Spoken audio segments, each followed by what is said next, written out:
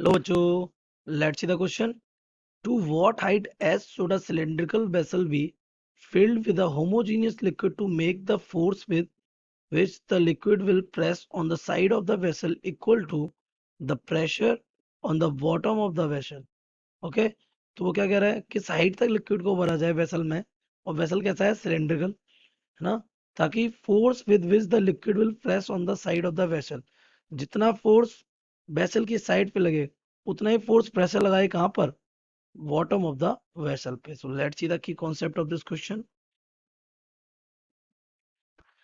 The key concept of this question is बेटा कि सबसे पहले एक सिलेंडर के वेसल हम कंटेनर कंसीडर कर लेते हैं. Okay, so this is the cylindrical vessel. इसकी जो नीचे ये जो रेडियस है इसके बॉटम की वो कितनी है, स्मॉल आर है. ओके, तो प्रॉब्लम इज व्हाट, इसके कंटेनर की बॉल्स पर क्या लगाना है आपको, प्रेशर. तो अगर इसमें एक लिक्विड भरा हुआ है कितने हाइट तक, एच हाइट तक, तो इस कंटेनर की वॉल्स पे जो प्रेशर लगता है ना, देन द एवरेज और मीन प्रेशर, है ना, mean pressure on the walls of the container, ये बेटा हमारा होता है कि पी एवरेज बोल सकते हैं इसको. This is half time of H rho G. That means इसमें जो लिक्विड भरा है उसकी डेंसिटी रो है, एच हाइट तक भरा है, और जी ये हमारा क्या है, प्रेशर जो लग रहा है किस पर, कंटेनर की बॉल्स पर. सो ये वाला कॉन्सेप्ट आपको क्लियर होना चाहिए. After that this question becomes easy. तो ये हमारा सिलेंडर है. ओके, तो इसमें एच हाइट तक क्या भर दिया हमने, लिक्विड. तो ये प्रेशर बॉल्स पे फोर्स कितना लग रहा था, हम we can say force on the walls of container. Then we know what, pressure is equals to force upon area होता है. फोर्स इक्वल क्या हो जाएगा, प्रेशर इनटू एरिया. और वॉल्स की केस में ये बार हो जाएगा इनटू एरिया. अब एरिया की बात कर लेते हैं. ओके, तो इसका जो कर्व सरफेस एरिया जितना रहता है, ये कितने एच हाइट तक ही तो है ये. तो इतने में ही प्रेशर भी लग, फोर्स भी लगेगा. तो ये हो जाएगा हमारा हाफ रो जी एच, और एरिया हमारा हो जाएगा कितना, 2 पाई आर. अब ये सिलेंडर की हाइट कितनी भी हो, लेकिन फोर्स कहाँ तक लगना है, जहां तक लिक्विड भरा हुआ. तो ये क्या हो जाएगा, 2 pi R H. Okay, so this will be the force. ये हमारा हो गया force on the walls. But bottom पे कितना फोर्स लग रहा हो, एट बॉटम,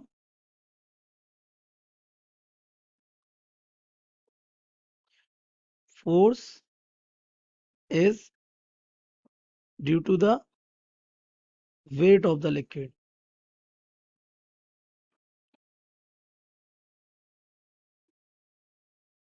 बॉटम पे किसकी वजह से फोर्स होगा, इस लिक्विड के वेट की वजह से. तो हम लिक्विड का वेट कर सकते हैं. वेट इक्वल क्या होता है, एम जी. अच्छा, इसका मास कितना होगा, तो mass will be the density into volume. How, क्योंकि डेंसिटी इक्वल क्या होता है, डेंसिटी इक्वल होता है mass upon volume. This is the logic. तो डेंसिटी हमने यहाँ यूज किया, और डेंसिटी हमारी डेंसिटी है, लेकिन वॉल्यूम हमारा क्या हो जाएगा, ये हमारा फोर्स कहाँ लग रहा है, बॉटम पे. और वॉल्यूम हमारा क्या हो जाएगा, सिलेंडर का वॉल्यूम होता है पाई आर स्क्वायर, कितने लिक्विड तक, एच एंड जी. तो ये हमारा हो गया weight. Now according to the question, दोनों फोर्सेस कैसे होने चाहिए, सेम फोर्स होने चाहिए ना. फोर्सेस जितना बॉटम पर उतना ही वॉल्स पे. So according to question, F should be equals to what, weight. तो फोर्स कितना लग रहा था हमारा, force is half rho G H, है ना.